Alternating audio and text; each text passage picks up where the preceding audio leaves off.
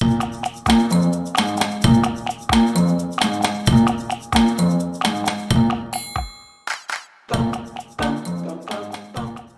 خروس در شهر بازی حیوانات صاحب یک چرخ دستی کوچیک بود و بچه ها رو در شهر بازی میچرخوند.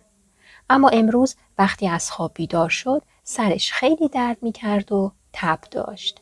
به خودش گفت اگه پیش بچه ها برم اونها مریض میشن. اگه هم نرم بدقول. آخه دلش پیش بچه هایی بود که به اونها قول داده بود امروز اونها رو سوار چرخ دستی بکنه. اگه نمی رفت اونها حتما ناراحت می شدند. آقای کلاغ طبق معمول همیشه لنگ جورابش رو گم کرده بود. با خودش گفت شاید پیش آقا خروس باشه. رفت تا از او سوال کنه که دید خروس بیچاره بیمار و خیلی ناراحته. آقای کلاغ اونقدر برای خروس ناراحت شد که جورابش رو فراموش کرد و به آقای خروس گفت باید استراحت کنی تا خوب بشی. نگران بچه ها هم نباش. یک روز دیگه اونها رو در شهر بازی میچرخونی. آقای خروس گفت آخه من به اونها قول دادم و نمیخوام اونها ناراحت بشن.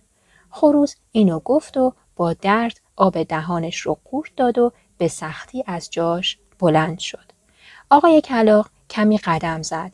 فکر کرد و با هیجان به خروس گفت تو اصلا نگران نباش و استراحت کن. من میتونم امروز به جای تو اونها رو به گردش ببرم. خوبه؟ آقای خروس خیلی خوشحال شد و از آقای کلاغ خیلی تشکر کرد. آقای کلاغ سریع به شهر بازی رفت. بچه ها همه منتظر بودن تا سوار چرخ دستی بشن.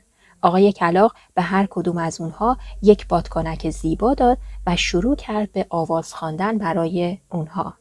اون روز هم بچه ها گردش کردن، هم آقای خروس استراحت کرد و هم آقای کلاغ کاری کرد که آقای خروس بدقولی نکرده باشه.